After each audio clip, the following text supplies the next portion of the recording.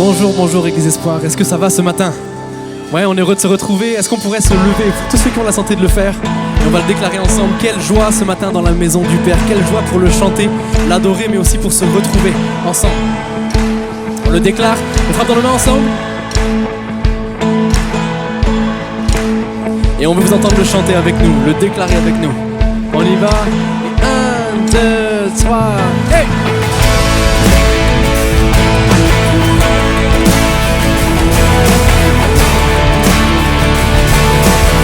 On y va ensemble, louons. Louons le Dieu qui était, adorons le Dieu qui est, glorifions le Dieu qui sera jamais. Il délivre les captifs, il ouvre la mer en deux. Notre Dieu est victorieux. On y va, hey!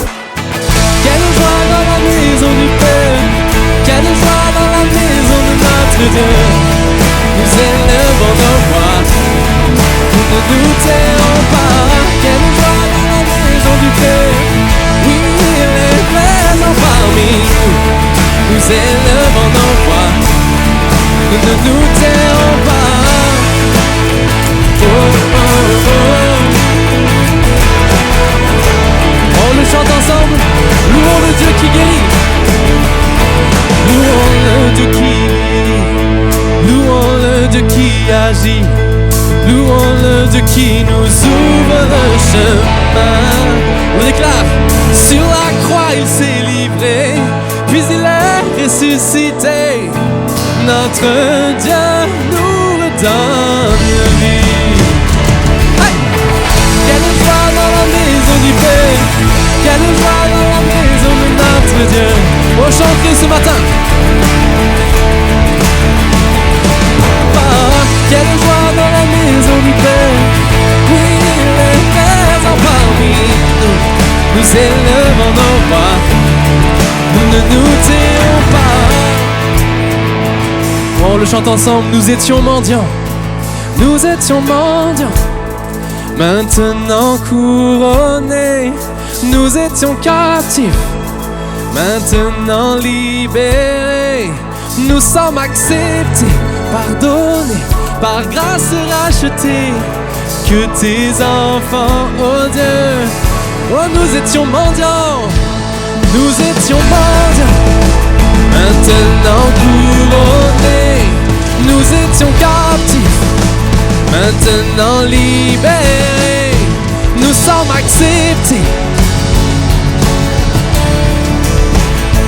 Que tes enfants, oh nous te louons. Hey! Quelle joie dans la maison du Père, quelle joie dans la maison de notre Dieu. Nous élevons nos voix, nous ne nous tairons pas.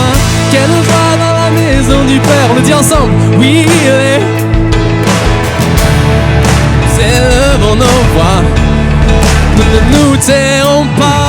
Quelle joie dans la maison du Père, quelle joie dans la maison de notre Dieu. Nous élevons, oh nous te chantons, nous ne nous tairons pas. Quelle joie dans la maison du Père, oui il est présent parmi nous. Nous élevons nos voix, nous ne nous tairons pas. Oh, oh, oh. Quelle joie dans ta présence, non je ne me tairai pas. Oh, oh, oh.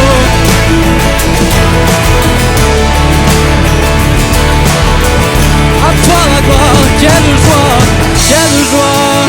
oh dans ta présence, alléluia.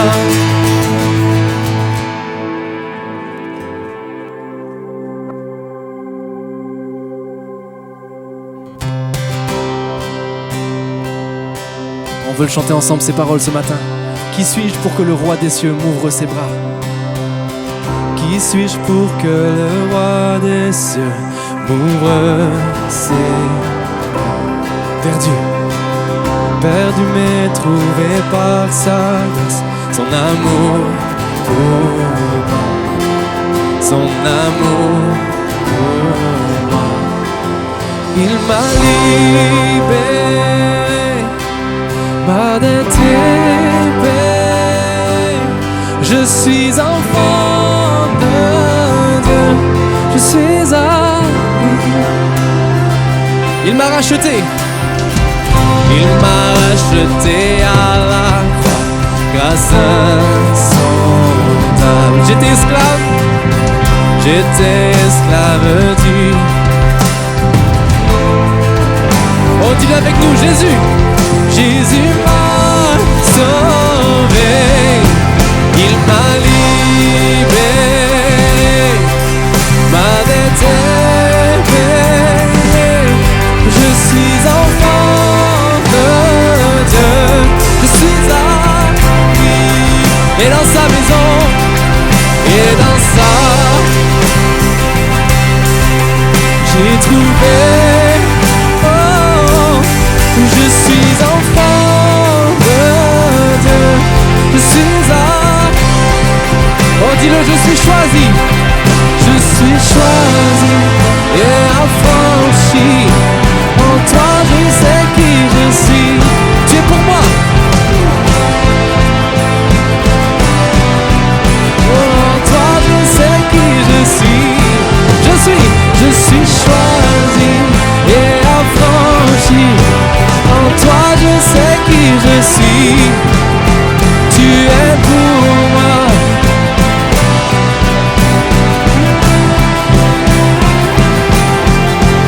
Oh, en toi je sais qui je suis, il m'a libéré, m'a déterré. Je suis enfant de Dieu, je suis à lui.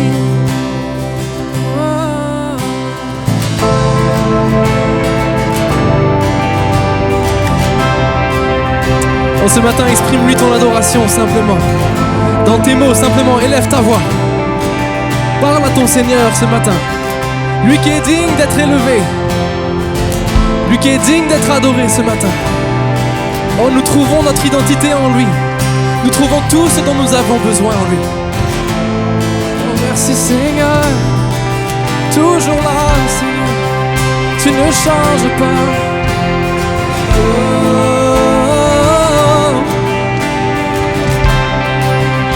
Merveilleux tu es, digne de louange.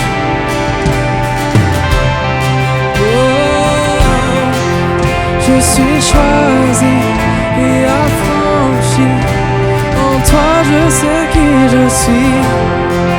Tu es pour moi, pas contre moi. En toi je sais qui je suis. Je suis choisi. Oh non, pas par mes forces, mais par ton amour, tu es pour moi, pas contre moi. En toi je sais qui je suis. Je suis choisi. Oh, tu me libères. En toi je sais qui je suis. Tu es pour moi, pas contre moi. Oh, en toi je sais qui je suis. Oui, en toi je sais qui je suis. Oh, il m'a libéré, m'a déterré. On chante-le ce matin. Je suis à lui, et dans sa maison, j'ai trouvé ma place. Je suis enfant de Dieu, je suis à lui.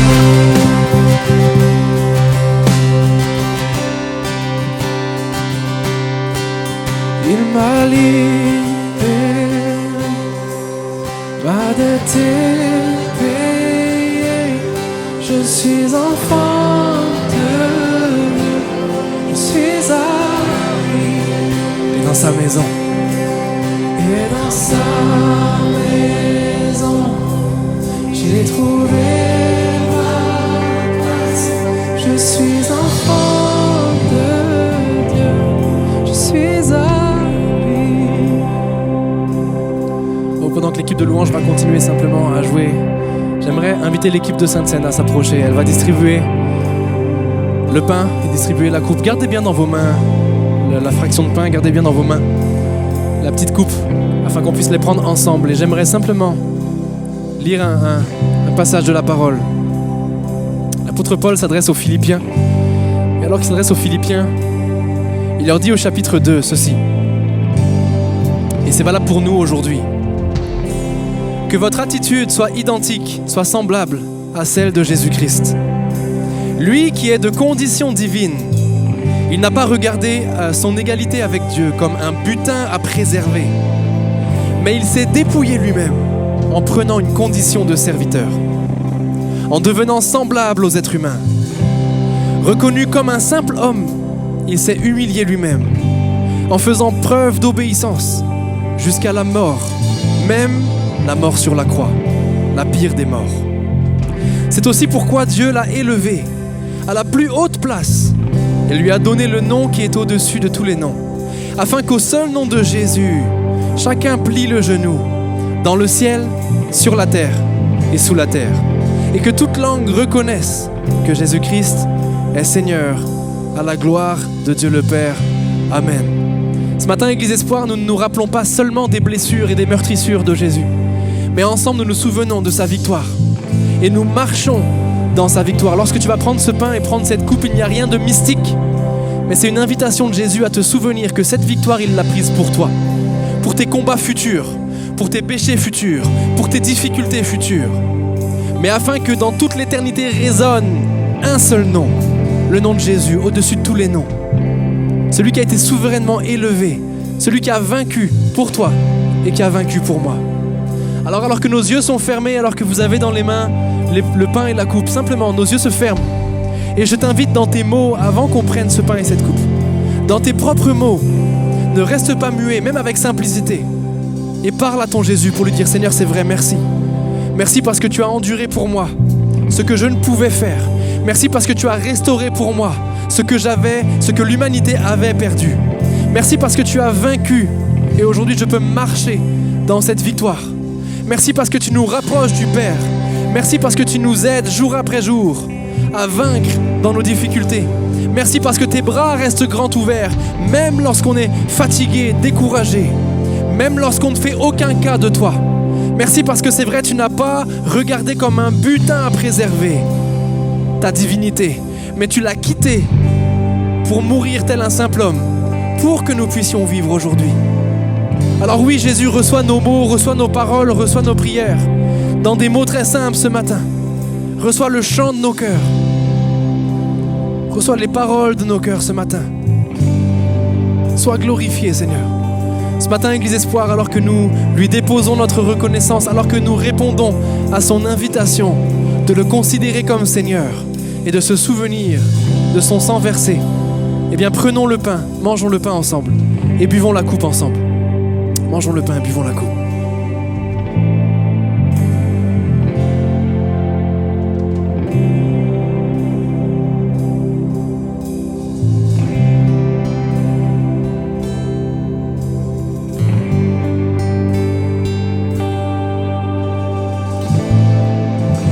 Reprendre ce refrain ensemble et alors que l'équipe va ramasser progressivement les coupelles, faites-les passer sur l'extrémité du rang, progressivement, pour qu'ils ramassent plus facilement les coupelles.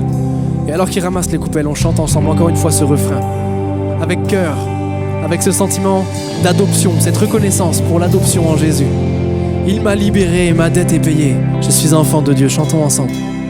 Il m'a libéré, ma dette est payée, je suis enfant de Dieu, je suis à lui. Et dans sa maison, et dans sa maison, j'ai trouvé ma place.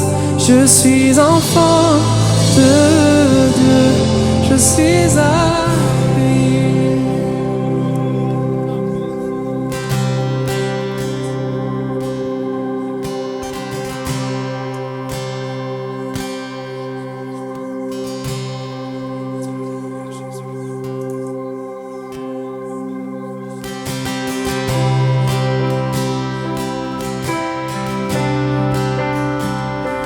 sauveur du monde a porté la croix, le poids de ma honte, le prix payé, le salut parfait, oui, libre à jamais. Le calvaire a tout couvert. On le chante ensemble. Le calvaire a tout couvert, tous nos péchés, ma honte effacée. Oh, gloire à celui qui a sauvé mon âme. Le calvaire a tout couvert. Non, rien sur la terre, pas même le tombeau, ne peut de ta grâce nous séparer. Tu es sauveur fidèle, ton sang ne faille pas. Le calvaire a tout couvert. Le calvaire a tout couvert, tous nos péchés, ma honte effacée. Oh, moi, celui qui a sauvé mon âme. Le calvaire a tout couvert.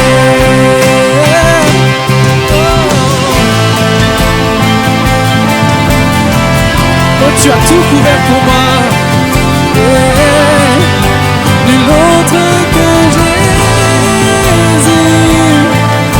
ne peut nous purifier.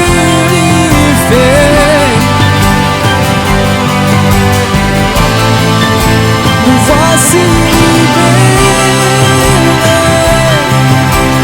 Le calvaire a tout couvert. Le calvaire a tout couvert, tous mes péchés, ma honte effacée. Oh, gloire à celui. Oui, le calvaire a tout couvert.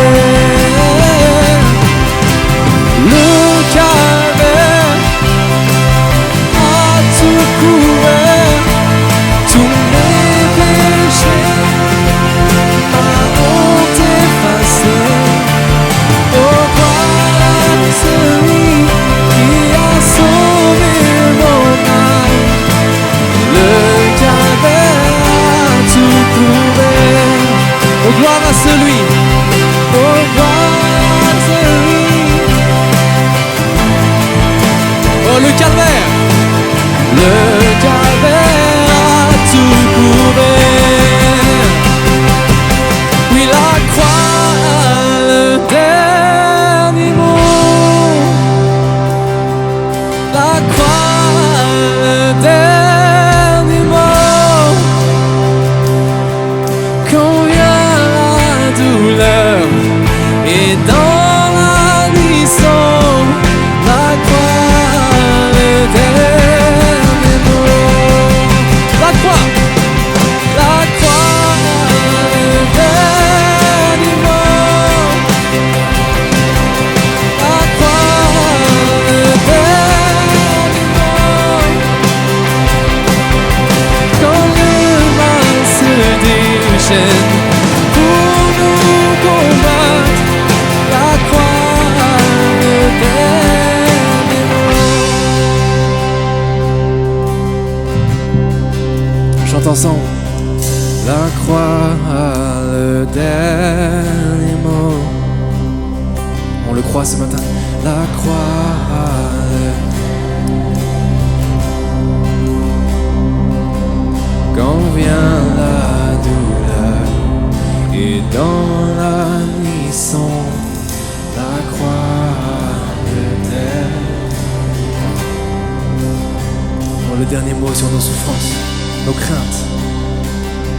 Oui, la croix a le dernier mot. La croix a le dernier mot.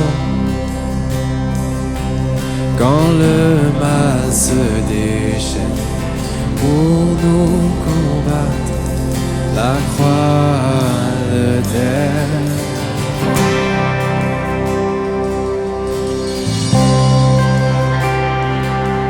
Alléluia, oui la croix.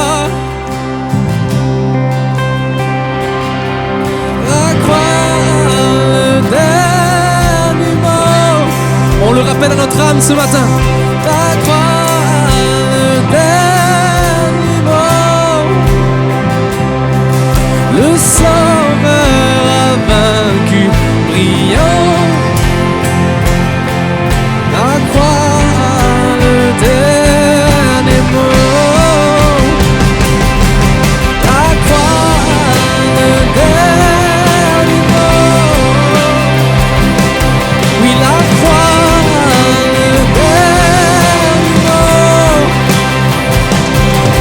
Il change la mort en vie éternelle. La croix, le dernier mot.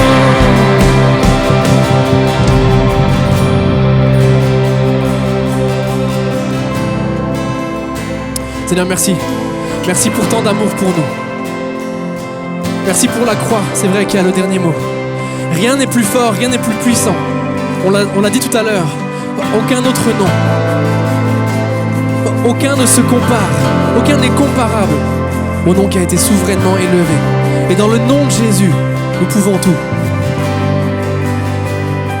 Non, rien n'est plus fort, non, rien n'est plus haut, rien n'est plus grand que le nom de Jésus, que tout toute la puissance et toute la gloire soit au nom de Jésus. Rien n'est plus fort, non, rien n'est plus.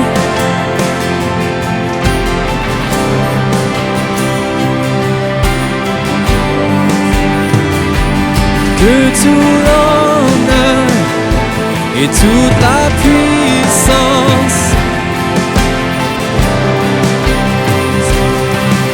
Oh non, rien n'est plus fort, non, rien n'est plus fort. Oh, dans nos vies, rien ne s'élève à ta hauteur, rien n'est plus grand. Nul n'est puissant comme toi, à toi l'honneur, que tout l'honneur et toute la puissance et toute la gloire soit au nom de Jésus. Le dernier mot, la croix, le dernier. Oh, il changea la mort en vie éternelle. La croix, le dernier mot. Oh, une dernière fois la croix, la croix, le dernier mot. Le dernier mot, le Sauveur a vaincu, brillant de lumière, la croix, le dernier mot. Où est-ce que tu le crois ce matin? Merci pour la croix, Seigneur.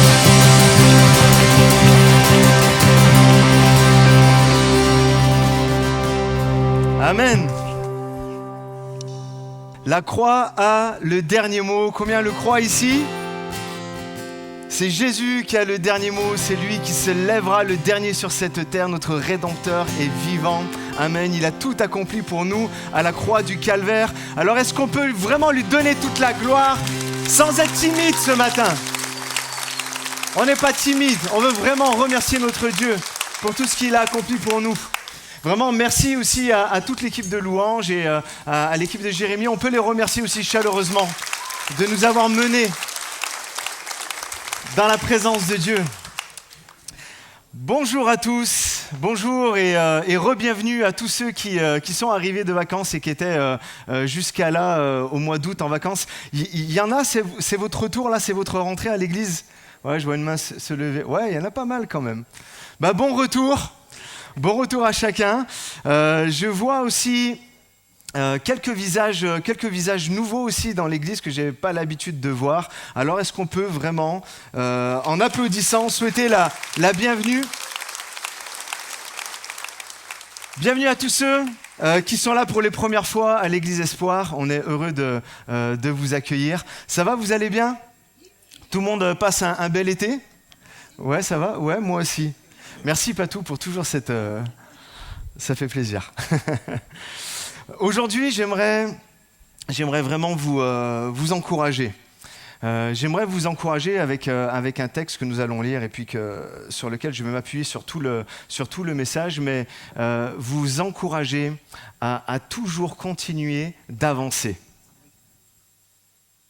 Est-ce que peut-être il y en a ici, vous vous êtes arrêtés dans certaines choses, des péripéties qui se sont manifestées dans votre vie, puis hop, vous avez pris un temps d'arrêt, vous avez pris un temps de relâchement. Je suis toujours un peu dans la même continuité de la semaine dernière, de faire vraiment un retour à Dieu et aux choses qui sont vraiment importantes. J'ai regardé comme ça quelques citations sur le fait de toujours avancer, et en fait il y en a plein. Là je ne parle même pas de la Bible, on va venir à la Bible et ça va être vraiment l'élément principal, mais par exemple il y a vous connaissez cette citation d'Albert Einstein qui dit « La vie c'est comme une bicyclette ».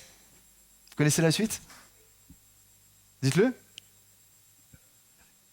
Ouais, si tu arrêtes de pédaler, tu tombes.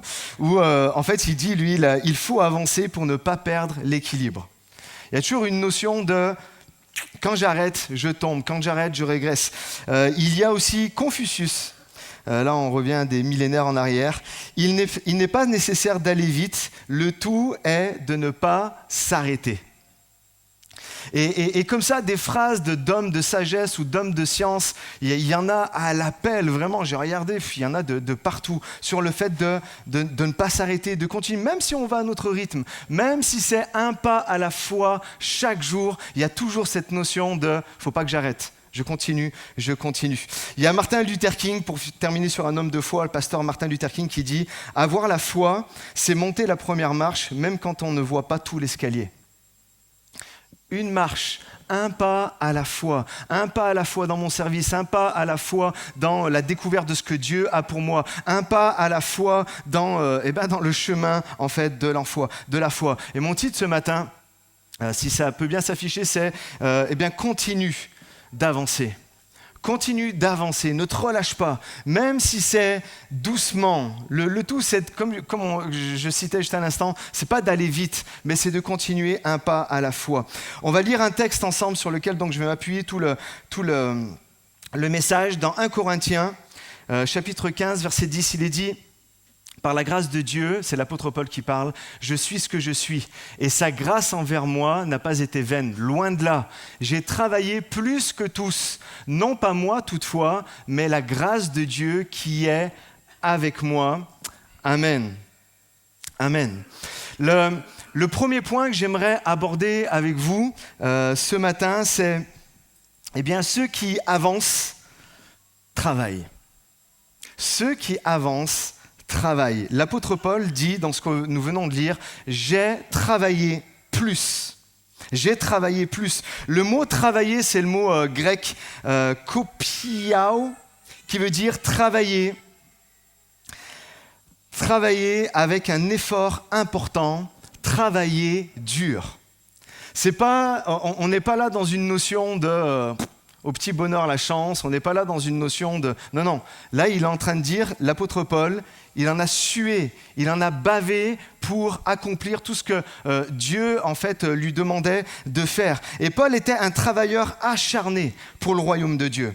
Toujours partant pour travailler pour l'Église, toujours partant pour bénir les gens. Et ce qui est très étonnant dans le texte que nous venons de lire, vraiment, hein, c'est marquant, c'est qu'en fait, il se compare, si vous lisez le chapitre avant, les versets d'avant, en fait, il se compare aux apôtres de l'époque, aux apôtres historiques. Vous savez que l'apôtre Paul arrive bien en dernier, hein, mais il se compare à Pierre, il se compare en fait à Jacques, il se compare à Jean, et il dit « J'ai travaillé plus que tous ». Là, on reconnaît un peu l'apôtre Paul, hein. C'est pour les lecteurs assidus de la Bible, on reconnaît un peu cette marque.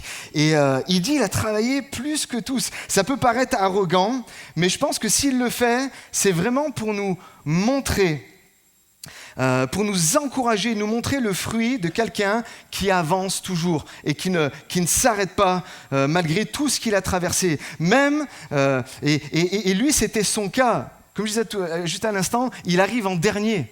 C'est comme si tout s'était joué déjà. Jésus avait choisi ses apôtres, Jésus est mort à la croix, Jésus est ressuscité, et puis il arrive, lui, comme en dernier. Et c'est là où ça vient nous chercher, c'est un peu comme nous. Il n'a pas vu, il n'a pas été au contact, il n'a pas vu... D'ailleurs, je lisais un commentaire il n'y a pas longtemps, et c'est vrai, c'est venu me frapper, je n'avais jamais réalisé. Est-ce que vous remarquez que l'apôtre Paul, alors qu'il a écrit la moitié du Nouveau Testament, cite que très rarement, pratiquement jamais, les choses qui se sont passées dans l'Évangile? Et ça signifie quelque chose, ça signifie que, ben oui, il était pas là. Il est arrivé, en fait, comme après la guerre. Mais pourtant, c'est celui qui a le plus évangélisé parmi les apôtres. Pourtant, c'est celui qui a implanté le plus d'églises parmi les apôtres. Pourtant, c'est celui qui a visité plus d'églises parmi les apôtres. Pourtant, c'est celui qui a écrit le plus de lettres, le plus d'épîtres dans le Nouveau Testament. Il a fait plus de voyages missionnaires, il a ouvert plus d'églises, il était là. Et peut-être tu demandes, mais pourquoi moi dans ma vie, j'ai si peu de résultats ? Pourquoi j'arrive pas à rentrer? Pourquoi j'arrive pas à avoir des percées spirituelles dans ma vie? Mais moi, je te pose une question ce matin. Est-ce que tu travailles plus? On va reprendre un slogan de Nicolas Sarkozy. Travailler plus pour gagner plus. Non, mais en vrai, si on l'applique à la Bible, si on l'applique à la foi, si on l'applique au spirituel, je crois qu'il y a quelque chose là. Je crois vraiment en fait qu'il y a quelque chose. Et en fait, on voit même l'apôtre Paul dans Philippiens chapitre 2, verset 12. Il dit « Travaillez à votre salut ». Il y a quelque chose qui est là. Il y a quelque chose de « j'ai été sauvé par la grâce » et il parle de la grâce et on va en reparler tout à l'heure. Mais il y a quelque chose de « je ne m'arrête pas à ce jour où j'ai été touché par la grâce et je sais que je suis sauvé ». Non, il y a un cheminement à avoir. Il y a ce que j'ai aujourd'hui, je vais aller de l'avant et je vais le faire en fait fructifier. Tu travailles plus à ton ministère que le Seigneur t'a donné. Travailler plus à devenir une meilleure personne, à devenir un meilleur chrétien, à devenir plus comme Jésus. Est-ce que tu travailles plus à bâtir quelque chose de stable et durable dans ta vie chrétienne, dans ton couple, dans ta famille, dans ton milieu en fait professionnel? Je veux vraiment, ce matin, culpabiliser personne. Je veux juste vous encourager, comme l'apôtre Paul l'a fait à l'église de Corinthe. Comprenez, dans le texte, nous lisons qu'il comprend que c'est par grâce. Ce n'était pas par sa puissance, mais celle de Dieu qui produisait des résultats. Mais il ne restait pas juste avec « c'est bon, j'ai la grâce ». Non, j'ai travaillé plus que tous. Je travaille à mon salut. Je fais en sorte de devenir quelqu'un de meilleur, toujours en m'appuyant sur la grâce de Dieu, toujours en m'appuyant sur la parole de Dieu, toujours en m'appuyant sur mes frères et sœurs dans la communion fraternelle. Il avait compris ce que peu de gens, malheureusement, ne comprennent pas. La diapo s'affiche. Vous connaissez peut-être cette phrase. La chance aide parfois, le travail toujours. La chance, des moments, c'est là, c'est comme ça nous tombe dessus, c'est génial. Et malheureusement, il y a plein de personnes qui font des coups d'éclat dans la vie et qui arrivent à faire des choses, mais ça a été un peu comme des coups de chance. Mais celui qui travaille, vraiment celui qui travaille, arrive toujours à un résultat. Dans tous les domaines en fait, de la vie. Et je crois qu'il y a une corrélation entre le fait de travailler à notre salut. Vous savez, dans Philippiens 2, verset 12, c'est là où il dit « Travaillez à votre salut ». Pourquoi ? Parce qu'il explique un peu plus loin que c'est Dieu qui a la puissance de créer le vouloir et le faire en nous. Et je crois vraiment qu'il y a une corrélation entre les deux. Parce que je travaille à mon salut, parce que je travaille à mettre Dieu en premier dans chaque sphère de ma vie, alors le Seigneur produit quelque chose en moi qui m'aide à accomplir des choses. Est-ce que vous le croyez ? Est-ce qu'il y en a ici qui l'ont déjà vécu ? Je ferai le pas de plus dans ma vie chrétienne pour le royaume de Dieu. Je ferai le pas de plus, même quand c'est dur, dans mon couple. Je ferai le pas de plus, le sacrifice de plus pour aider ma famille, pour garder l'unité, pour garder, préserver la paix. Je ferai l'heure supplémentaire de plus dans mon boulot, dans mon job, avec cette pensée que je ne le fais pas pour les hommes, je le fais pour la gloire de Dieu. C'est encore un enseignement de l'apôtre Paul. Je ferai le pas de plus supplémentaire dans ma générosité financière. Mets un petit coup de coude à ton voisin, dis c'est pas de toi qui parle, t'inquiète pas. Je ferai le pas de plus pour sortir de mon confort et venir à l'église et servir à l'église. Tu peux mettre un autre coup de coude à l'autre voisin d'à côté, si t'inquiète pas, c'est pas de toi qui parle. Si, peut-être, c'est de toi qui parle. Pourquoi travailler plus ? Parce que tout cela dans les mains de Dieu, lorsqu'on fait le pas de plus, lorsque jour après jour, même si ce n'est pas énorme, on fait un pas de plus, eh bien tout ça dans les mains de Dieu, c'est multiplié. Tout ça dans les mains de Dieu, ça devient des miracles. Et c'est ce que Paul avait compris et c'est à nous de le comprendre. La valeur travail est significative dans la Bible. Le travail, il y est récompensé. Le travail est valorisé en fait dans la Bible. Regardez, on lit 2 versets ensemble. Premier, Proverbe 13, il est dit « Le paresseux a des désirs, mais il n'arrive à rien. Au contraire, ceux qui travaillent dur obtiennent tout ce qu'ils veulent. » C'est la parole de Dieu qui le dit. Psaume 128. Oui, c'est toi qui profiteras du résultat de ton travail. Tu seras heureux, tout ira bien pour toi. Dites-le avec moi, tout ira bien pour toi. Et tout ira bien pour toi si tu travailles. Et en fait, vous savez, vous pouvez prendre dans tous les domaines, que ce soit dans le domaine sportif, musical, culinaire, je ne sais pas. Tous allez voir les meilleurs et tous auront la même chose. Non, ce n'est pas simplement que du talent. Bien sûr, il y a toujours cette graine de talent qui fait qu'on excelle dans quelque chose, mais c'est toujours accompagné. Je crois que c'était, je ne vais pas dire de bêtises, mais un chanteur, peut-être vous connaissez ou pas, un anglais, Lenny Kravitz, qui disait il y a 1% de talent et 99% de travail. Dans toutes les choses qu'il a pu faire, et je crois que c'est vrai dans beaucoup de choses. Et on est tous d'accord que le but du jeu, c'est de devenir donc toujours plus à l'image de Christ. Et comment on devient meilleur ? Comment on devient excellent ? Il y a un psychologue allemand qui s'appelle Erickson qui a dit « Il faut travailler », et moi je le ramène à la foi, hein, il faut travailler, pratiquer notre foi d'une manière délibérée. Une manière vraiment délibérée. Ça veut dire quoi ? Ça veut dire que il faut que tu t'y mettes tout seul. Il ne peut pas y avoir toujours, oui, on est dans l'église, donc on se tire tous vers le haut, mais il n'y aura pas toujours quelqu'un qui va être là à te tendre la main.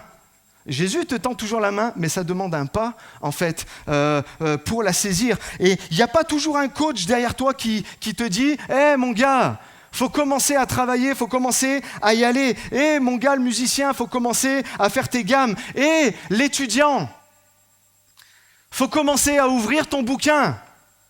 Faut commencer à apprendre. Hé, celui qui est à la fac, il faut que tu commences à aller dans les cours et suivre tous les cours. Si tu veux arriver en fait à faire quelque chose. Et il faut que tu commences cette formation qui va t'aider dans l'appel que Dieu t'a confié. Ça nécessite de faire en fait quelque chose. Vous comprenez? Et ce n'est pas ton père, c'est pas ta mère qui va pouvoir prier à ta place pour des choses que tu as dans le cœur et qu'eux ne savent même pas. C'est pas ton frère ou ta sœur qui va pouvoir lire la Bible pour toi. Est-ce que vous comprenez ce que je suis en train de dire? Il y a des choses, il n'y a que vous pouvez faire. Ce n'est pas tes amis qui peuvent venir à l'église pour toi et de vivre une vie de chrétien, de chrétienne par procuration, à travers les autres. Je crois que ça peut marcher un temps, mais ça ne marchera pas longtemps. Ça ne marchera pas longtemps.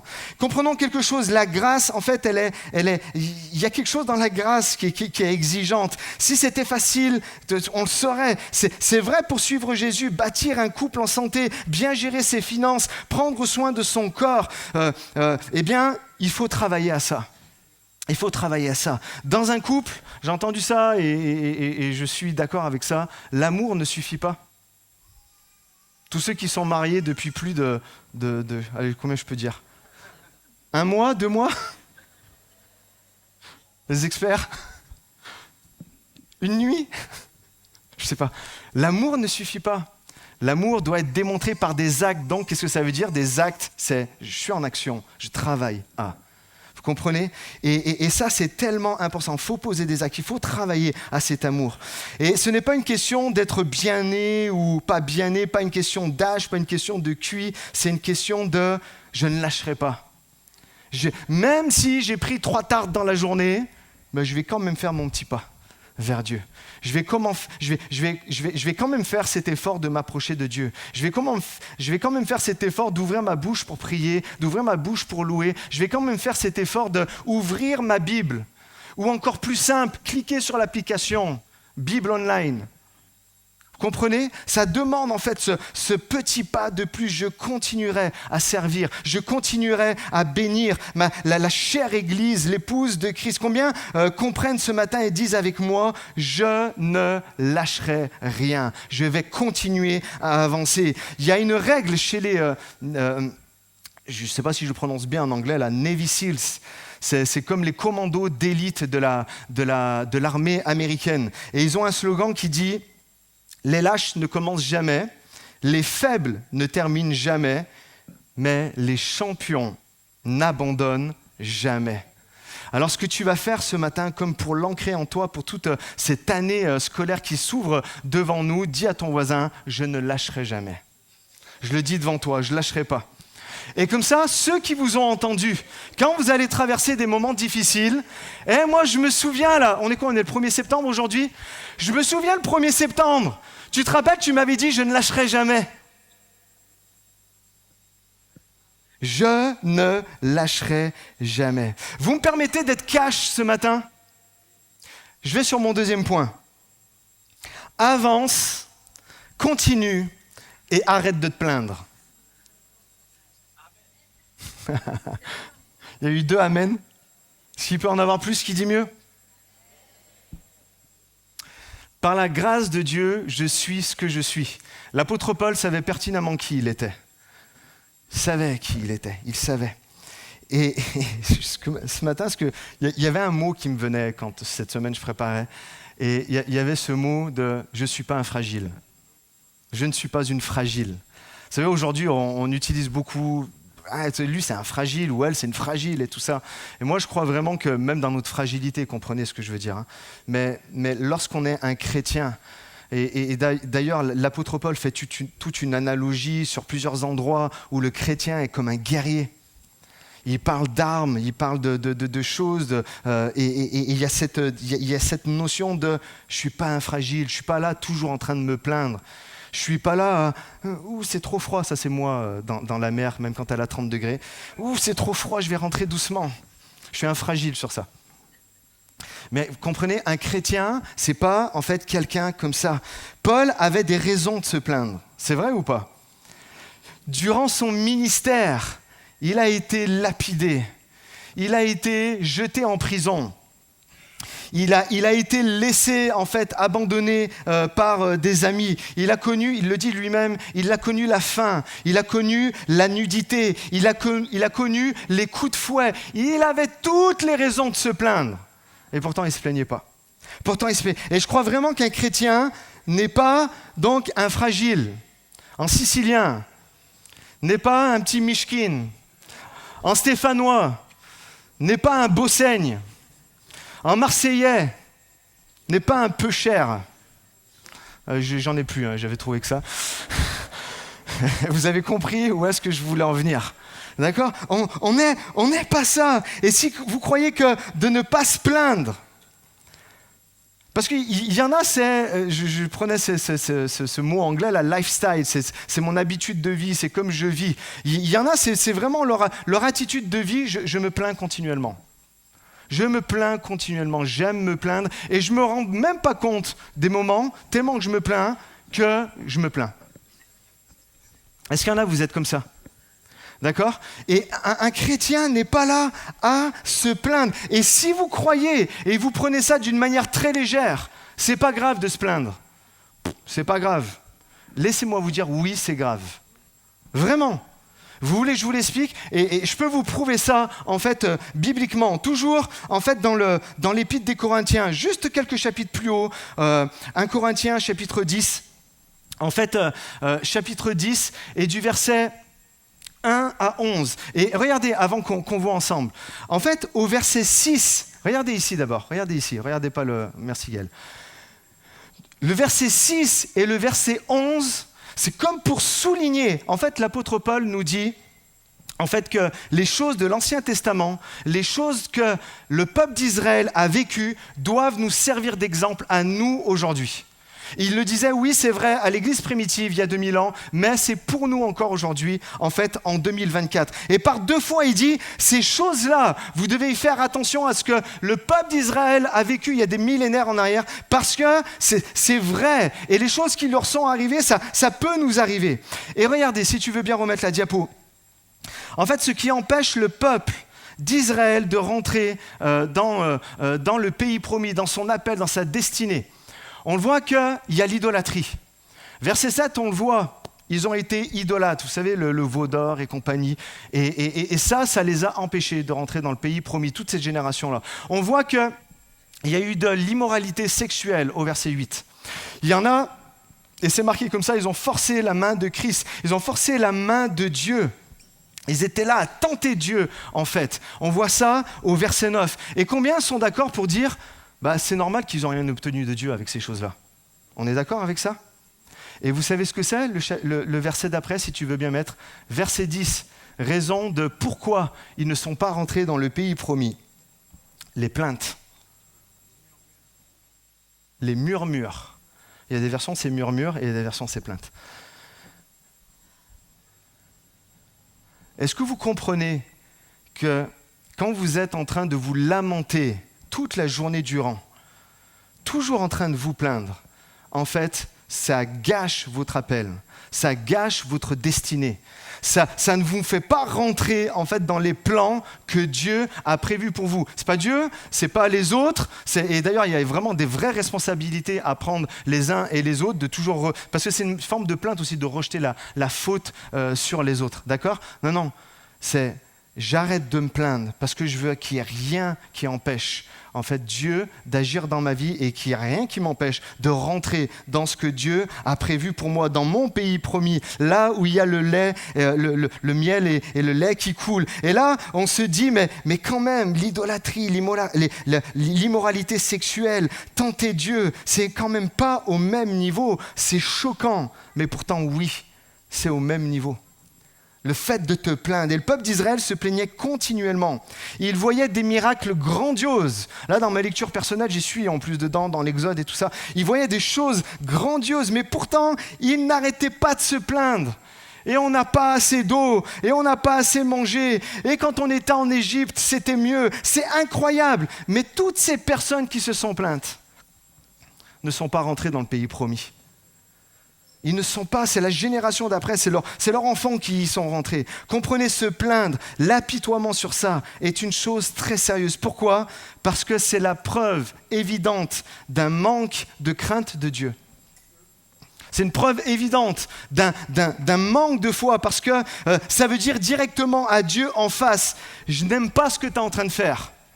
J'aime pas comment tu agis, j'aime pas ton plan.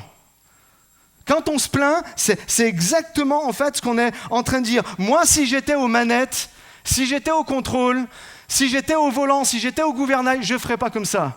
Je ne prendrais pas en fait cette direction. Et pour Dieu, c'est un mépris total que nous avons dans la plainte par rapport à ce qu'il a prévu pour nous. Alors ce matin, je veux vraiment vous encourager, même si c'est dur, même si tu ne comprends pas le chemin par lequel tu passes, continue à avancer. C'est Dieu, on le disait tout à l'heure, qui se lèvera le dernier sur cette terre. C'est lui qui sait ce qui se passe dans 1 heure, ce qui se passe demain, ce qui va se passer dans 3 mois. C'est lui qui le sait. Et moi, je ne suis même pas capable de savoir ce qui va se passer dans 10 secondes. Est-ce que vous êtes d'accord avec moi? Est-ce que vous comprenez? L'idée, c'est quoi, les amis? Ça s'affiche à l'écran. L'idée est de ne pas prolonger les périodes difficiles. Comment ? Eh bien, en arrêtant de se plaindre. Parce que comprenez, vous êtes dans un engrenage. Vous êtes dans un engrenage quand vous êtes toujours là en train de murmurer.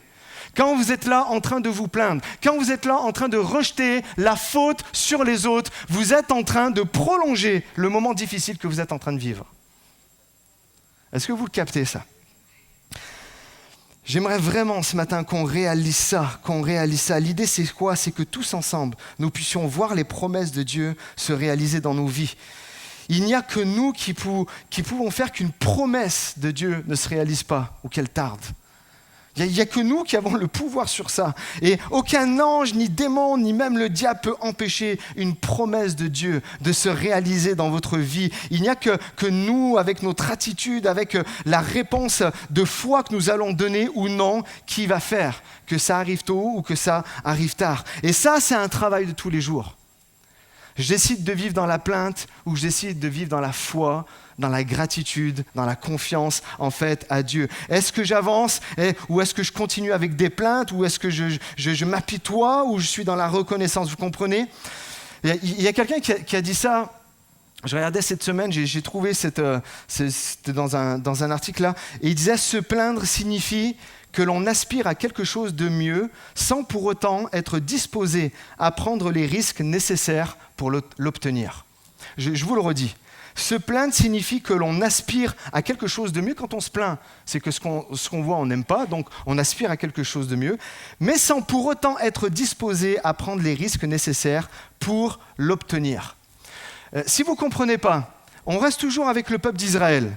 Ils n'arrêtaient pas de se plaindre de ce qui était en train de se passer. Et l'Égypte, c'était mieux, et tout ça. Pourtant, est-ce que vous en avez vu repartir en Égypte? Aucun. Si tu trouves que c'est vraiment mieux, repars. Et la plainte, c'est ça. C'est je me plains et je ne fais rien. Mais moi, je crois que ceux qui avancent, ceux qui travaillent, ceux qui ne font pas les fragiles, constatent quelque chose, ne se plaignent pas, mais font en sorte que ça change. Vous comprenez ça? Abandonnez toutes les excuses, les plaintes qui ne font pas avancer les choses. La plainte, c'est le lot de consolation pour les personnes qui abandonnent. Ils se plaignent, ils se trouvent des excuses, j'abandonne et tout ça. Nous, on n'est pas de cette race-là. Est-ce que vous le comprenez? On appartient à Jésus. Jésus a tout accompli pour nous. On a juste à faire confiance. On peut prendre l'exemple d'un GPS. Est-ce que vous avez besoin de tout connaître le plan quand vous marquez, vous prenez votre téléphone, vous allez sur Waze et vous marquez, par exemple, moi hier j'étais dans une église sur Lyon et j'ai tapé je m'en moquais en fait de l'itinéraire. Je faisais juste confiance, j'ai marqué mon adresse et je faisais juste confiance au GPS qui m'a amené à bon port dans les temps. Et la vie chrétienne, c'est exactement la même chose. Je fais confiance, je sais ce que j'ai en ligne de mire, c'est le ciel. Et Jésus qui me tend les bras et qui me dit « Rentre bon et fidèle, serviteur dans la joie de ton maître ». C'est ça, je n'ai pas besoin de tout connaître, j'ai juste besoin de faire confiance à Dieu qui a l'itinéraire. Vous êtes d'accord avec ça? Peut-être on peut prendre un autre exemple. Admettons que Il y a quelqu'un qui vient vers vous, histoire vraie, d'accord ? Admettons-le, enfin histoire vraie, c'est pas une histoire vraie, mais c'est une image que je vais vous donner. Il y a quelqu'un qui vient vers vous et qui vous dit, dans 3 jours, je vais te donner un chèque de 100 millions d'euros. Mais c'est dans 3 jours. D'accord ? Et vous, pendant ce temps, 3 jours ou une semaine, je ne sais pas, vous prenez le nombre de jours que vous voulez. Mais vous, quand vous savez que vous allez avoir ce chèque, et c'est sûr, d'accord ? Vous n'avez pas grand-chose, vous vivez dans la galère et tout ça. Est-ce que vous continuez mettez-vous vraiment dans l'histoire, d'accord ? Faites comme si c'était vous, et c'est sûr et certain, dans une semaine, il y a quelqu'un qui va vous donner 100 millions d'euros. Est-ce que même si vous manquez de plein de choses, vous allez vous plaindre jusqu'à ce que vous receviez votre chèque ? Non, pourquoi ? Parce que vous savez, c'est sûr et certain, au bout d'un laps de temps, je vais recevoir mon chèque certifié, j'aurai juste à le déposer à la banque et à en jouir. On est tous d'accord avec ça ? Eh bien, c'est exactement pareil dans la vie chrétienne. Le Seigneur nous a promis le ciel. Le Seigneur nous a promis, dans l'Apocalypse, il nous est dit qu'il viendra un moment, le Seigneur essuiera toutes les larmes de nos yeux. Il n'y aura plus de maladie, il n'y aura plus de deuil. J'ai juste à croire, à faire confiance au GPS que le Seigneur m'a donné dans sa parole et dire jour après jour, je vais avancer. Il y en a plusieurs qui devraient dire oui, amen, c'est ce que je veux vivre. Je vais faire confiance. Je ne vais pas lâcher, je vais continuer à travailler, je vais arrêter en fait de me plaindre. Mes amis, n'abandonnons pas, arrêtons de nous plaindre et on continue de marcher. Mon 3e point, c'est ceux qui avancent malgré tout. Compte sur la grâce. L'apôtre Paul dit, sa grâce envers moi n'a pas été vaine. Sa grâce envers moi n'a pas été vaine. Laisse-moi te dire, tu n'es pas tout seul. On n'est pas tout seul dans ce combat-là. Même si on a des pas à faire, la réalité c'est que le Seigneur est là et il nous accompagne. Jésus est là, sa grâce te soutient. Vous vous souvenez pour les anciens de ce chant de la croix, la grâce coule comme un fleuve, et le mot dit constamment, tout le temps. La grâce de Dieu, on a juste à faire une chose, et c'est encore une histoire de pas, c'est de se plonger dedans. Elle est là, en fait, constamment. Et vous savez, l'apôtre Paul, qui est appelé aussi l'apôtre de la grâce, il savait d'où il venait. Il comprenait que la grâce que Jésus a eue envers lui, elle n'a pas été vaine. Aussi bien dans son processus de transformation, passer de persécuteur de l'Église, j'approuve des meurtres, je rentre dans des maisons et je mets tout sang dessus et je jette des gens en fait en prison. C'était ça la réalité de l'apôtre Paul, à un fondateur d'église. Vous avez vu le cheminement là ? Il y a comme un grand écart. La grâce de Dieu n'a pas été vaine pour lui. Il savait en fait d'où il venait. Et peut-être tu es là et désespéré par ta condition. Mais un pas à la fois. Encore une fois, un jour après l'autre, le Seigneur te guide dans ses plans. Pour l'apôtre Paul, entre le moment où, sur la route de Damas, il est touché par Dieu, il est touché par Jésus, et le moment où il commence, en fait, à exercer son ministère, il y a 10 ans qui se passent. Et croyez-moi que dans ces 10 ans, quand vous lisez entre les lignes, dans le livre des Actes notamment, vous voyez qu'il a fait plein de pas. Vous voyez qu'il y a eu des pas supplémentaires, il y a eu comme un processus de transformation. Mais pourquoi ? Parce qu'un jour à la fois, un pas à la fois, il est rentré dans la destinée que Dieu avait pour lui, sans s'arrêter, sans se dire « je suis trop un pécheur, j'ai fait trop de mal et j'ai pas de légitimité et j'y arriverai jamais ». Non, il savait la grâce de Dieu, il savait d'où il venait, mais pourtant ça ne l'a pas empêché d'avancer et de rentrer dans les plans de Dieu. Et j'aimerais encourager peut-être certains qui sont là et vous vous sentez sale. Vous vous sentez sale et vous vous dites mais à quoi bon, j'ai fait trop de mal. Et il y a toujours ce petit truc en moi qui me ramène à l'erreur que j'ai faite il y a 10 ans en arrière. Laisse-moi te dire, comme pour l'apôtre Paul, et dis comme l'apôtre Paul, la grâce de Jésus pour moi n'est pas vaine.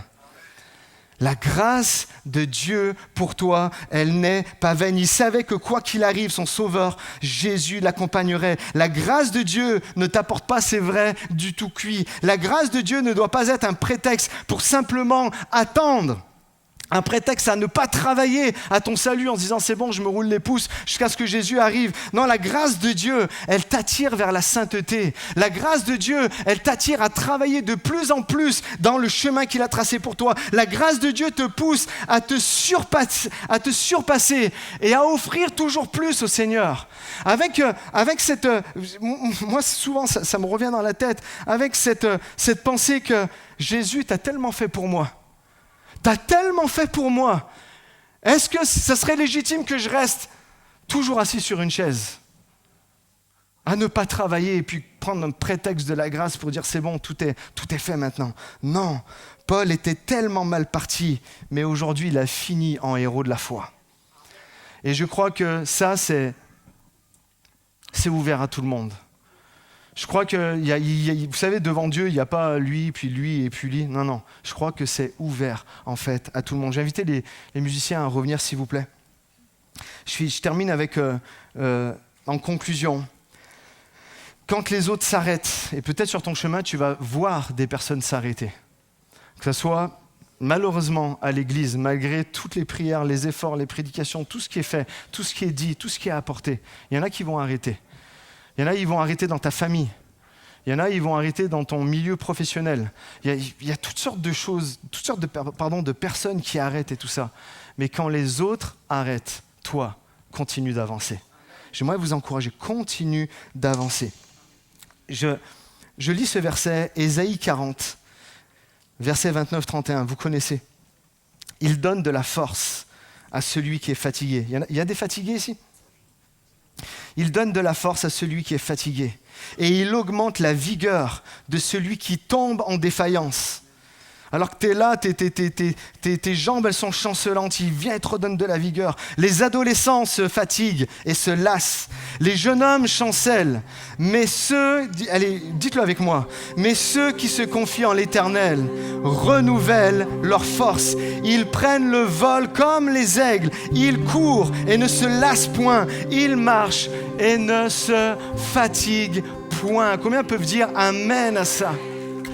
Ce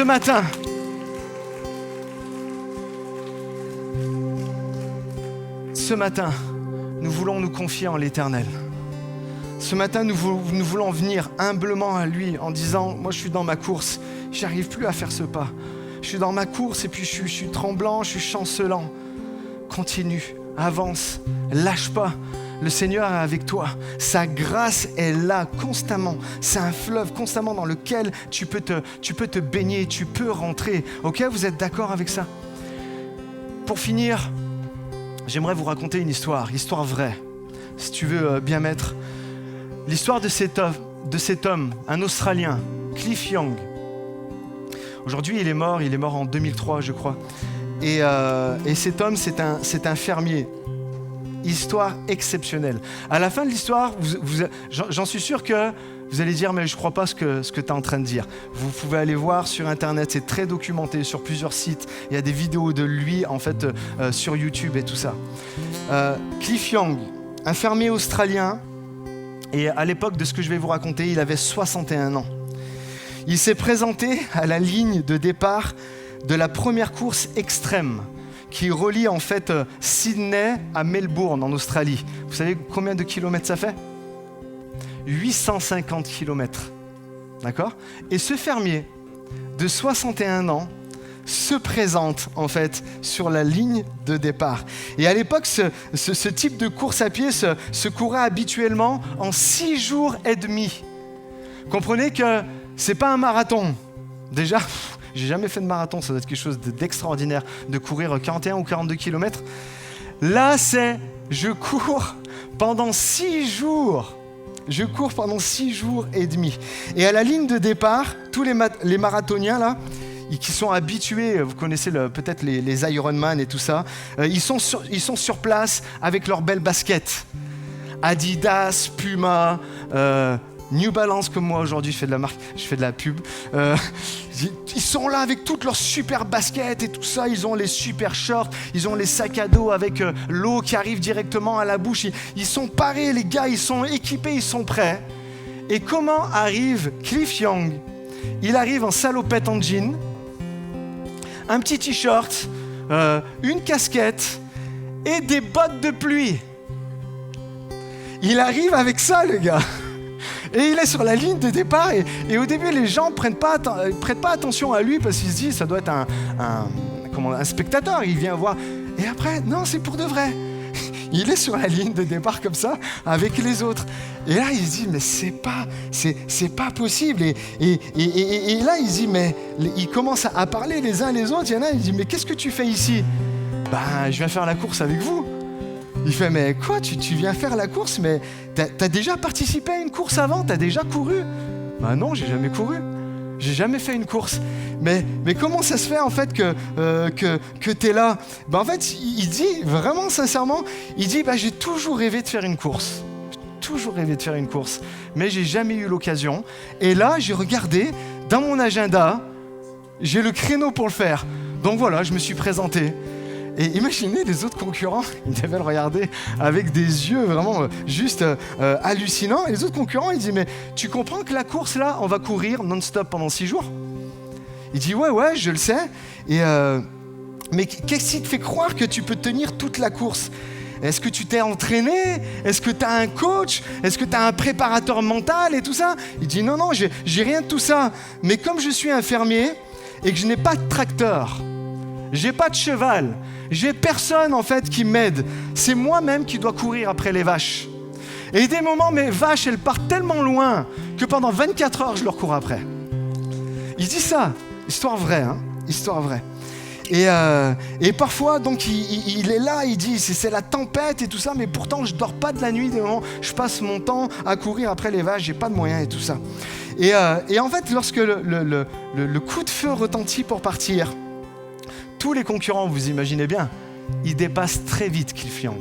Très très vite. Ils partent tous et ils partent très vite. Et lui, vous allez voir, j'ai pas mis la vidéo, mais vous irez voir sur internet, pour de vrai, hein, histoire vraie. Il est parti et on le voit courir. Il part comme ça. Mais quand je vous dis histoire vraie, je suis pas en train de faire le Marseillais pour en rajouter. Il court comme ça. Tranquillement. Histoire juste hallucinante. Et à l'époque, donc en 83, la façon de faire cette course extrême, c'est une technique particulière. À cette époque-là, hein, parce qu'après ça change, mais à cette époque-là, il courait pendant 18 heures et il dormait pendant 6 heures. Il courait pendant 18 heures, je répète, chaque jour, et il se reposait pendant 6 heures. Et voyez-vous, Cliff Young, quand lui, il court, et l'avantage que personne ne savait, parce que lui, il n'avait pas de coach. Il ne savait pas en fait vraiment comment ça s'annonçait la course.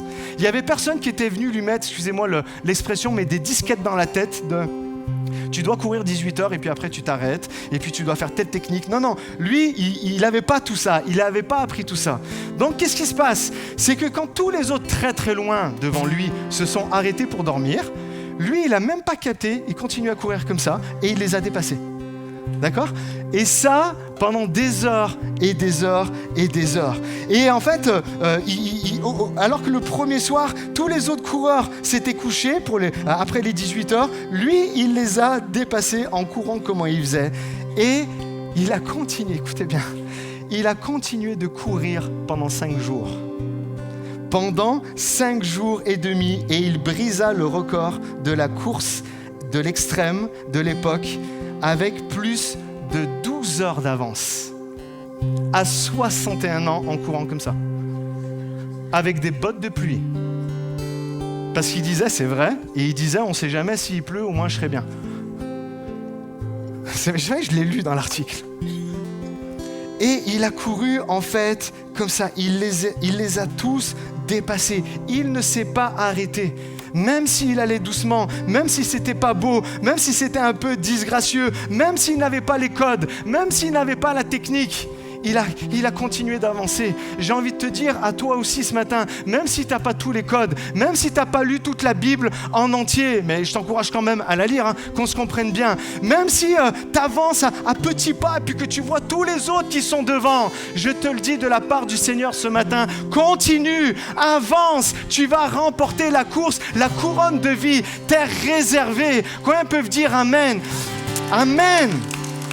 Peu importe comment tu as commencé, vas-y, continue. Je relis là, si tu peux remettre, Gaël, la diapo d'avant. Il donne de la force à celui qui est fatigué. Il augmente la vigueur de celui qui tombe en défaillance. Les adolescents se fatiguent et se lassent, et les jeunes hommes chancellent. Mais ceux qui se confient en l'Éternel renouvellent leur force. Ils prennent le vol comme les aigles. Ils courent et ne se lassent point. Ils marchent et ne se fatiguent point. Oh, combien veulent dire ce matin, je ne vais pas arrêter. Je sais que la grâce de Dieu est là pour moi. Mais je ne vais pas faire de cette grâce un prétexte pour me rouler les pouces et rester assis sur ma chaise. Mais dire, je vais avancer, je vais travailler à mon salut, je vais faire le pas de plus. Je vais arrêter de me plaindre. Je vais compter sur la grâce de Dieu. Je vais faire confiance au Seigneur. Et alors je suis là tremblant, chancelant. Le Seigneur va me remettre debout. Combien peuvent dire amen à ça? Alléluia. Est-ce qu'on peut se lever ensemble, s'il vous plaît?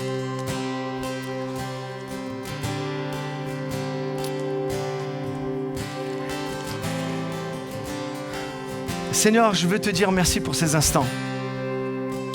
Merci Seigneur pour tout ce que tu as accompli pour nous.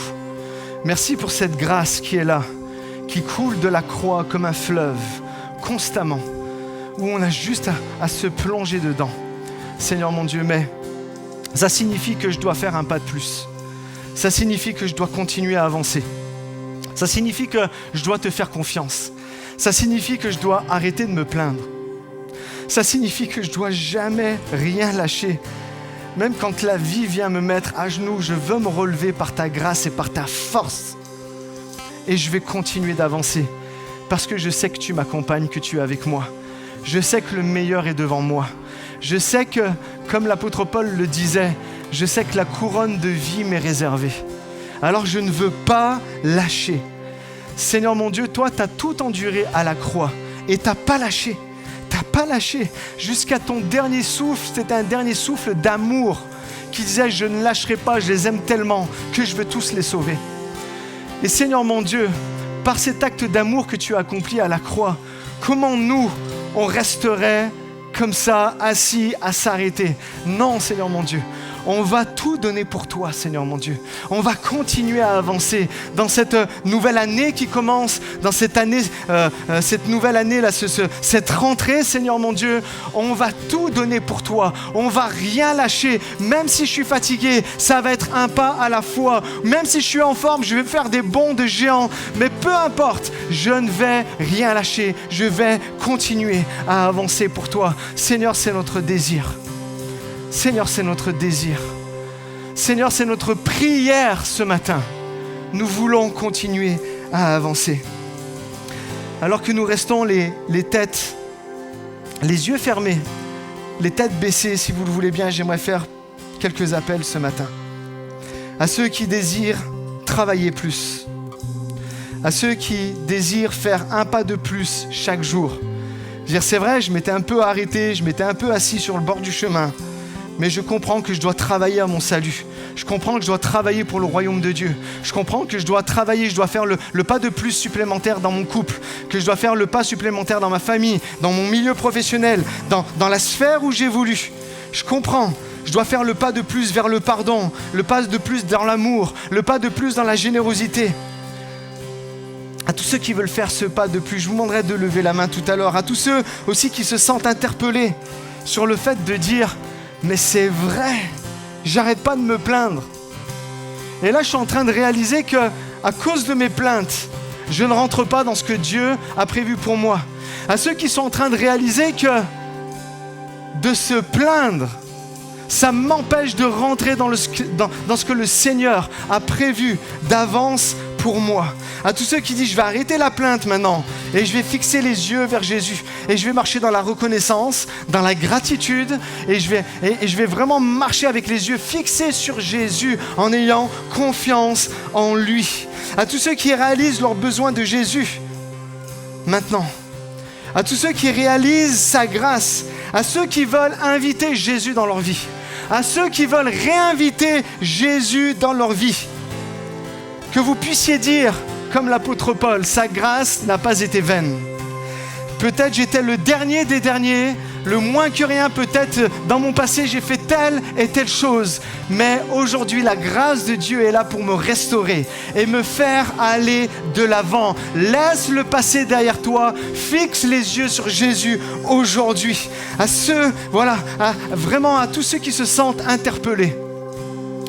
Tous ceux qui sont là, qui ont cette tentation de vouloir arrêter.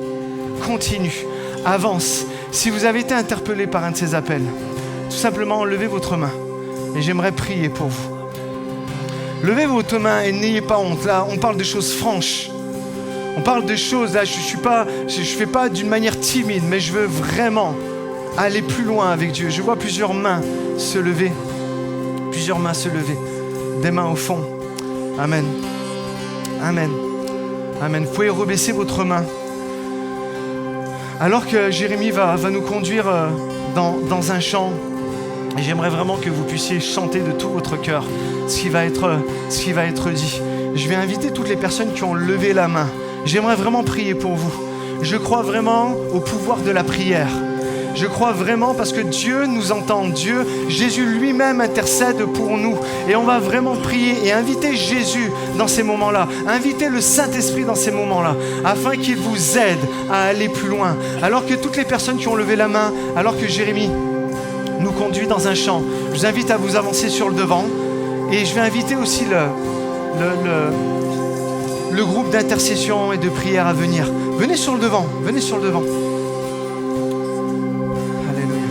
Vous pouvez venir sur le devant, vous pouvez prendre tout l'arrondi.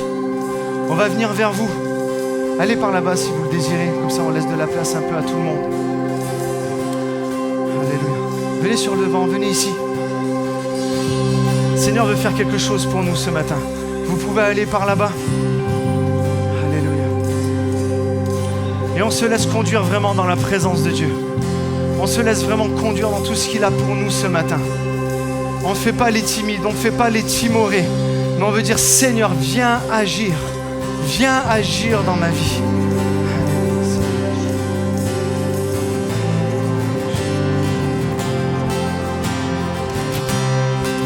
Oh, ce matin, il libère, on le chante ensemble. Il m'a libéré, m'a de tes payés. Je suis enfant de Dieu. Je suis à lui dans sa maison et dans sa maison j'ai trouvé ma place. Je suis enfant de Dieu, je suis à lui. Ma libéré, proclame-le ce matin. Il libère de la plainte. Je suis enfant de Dieu, je suis à... Il renouvelle la foi ce matin. Et dans sa maison, j'ai trouvé ma place. Je suis enfant de Dieu, je suis à... Qui suis-je? Qui suis-je pour que le roi des cieux c'est perdu, mais trouvé par sa grâce. Son amour, il m'a libéré, m'a détruit. Je suis enfant de Dieu, je suis à et dans sa maison, j'ai trouvé ma place. Je suis enfant de Dieu, je suis à lui.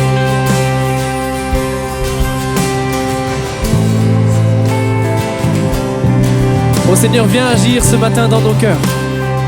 Viens agir dans nos pensées. Nous avons besoin, Seigneur, c'est vrai, tellement besoin de toi. Tellement besoin de ton esprit. Notre réflexe naturel, c'est tellement de nous plaindre, c'est tellement de craindre, c'est tellement de reprendre le contrôle. Mais ce matin, nous déposons à tes pieds toute notion de contrôle, toute illusion de contrôle, Seigneur. Oh, à chaque fois que nous avons ce réflexe de nous plaindre, de craindre, d'appréhender, nous voulons déposer à tes pieds véritablement tout le contrôle, Seigneur, en te disant, c'est vrai, prends ta place, Seigneur. Viens calmer notre plainte, viens calmer notre crainte, viens calmer parfois notre incrédulité, Seigneur Jésus, et qu'on puisse se rappeler de ces paroles. Tu nous as choisis, tu nous as affranchis, en toi nous avons trouvé tout et bien plus encore. Je suis choisi et affranchi, en toi je sais qui je suis. Tu es pour moi, pas contre moi, en toi je sais qui je suis.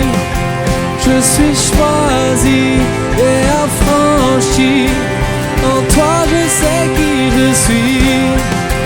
Tu es pour moi, pas contre moi, en toi je sais qui je suis. Je suis choisi, je suis choisi et affranchi, en toi. Pour moi, pas contre moi, en toi je sais qui je suis. Oh, en toi je sais qui je suis. Il m'a libéré, m'a déterminé. Je suis enfant de Dieu, je suis à lui, et dans sa maison, et dans sa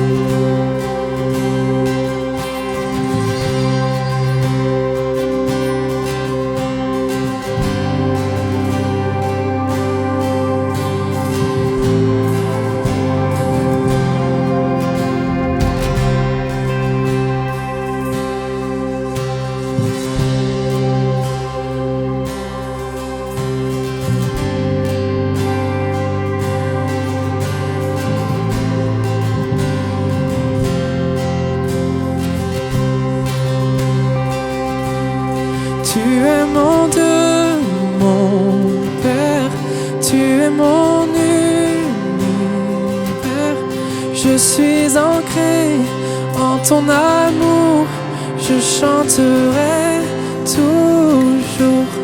Tu es mon défenseur, tu es mon rédempteur.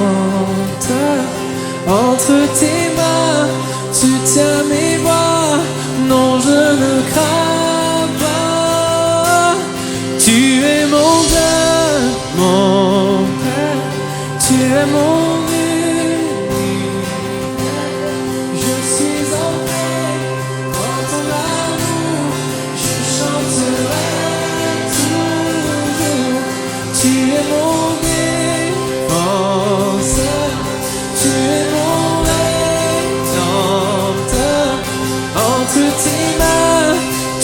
mes voix, non je ne crains pas.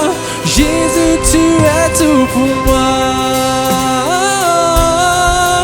Oh, on le chante. Oui, Jésus, tu es tout pour moi. Oh, oui, Jésus, tu es tout pour moi.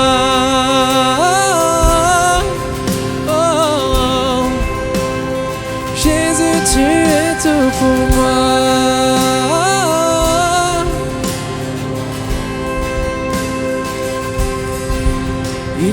libéré, ma dette est payée. Je suis enfant de Dieu, je suis à lui. Et dans sa maison, j'ai trouvé ma place. Je suis enfant de Dieu, je suis à lui. Oh, est-ce qu'on peut l'acclamer ce matin? Notre Père, celui qui est digne, celui qui est fidèle.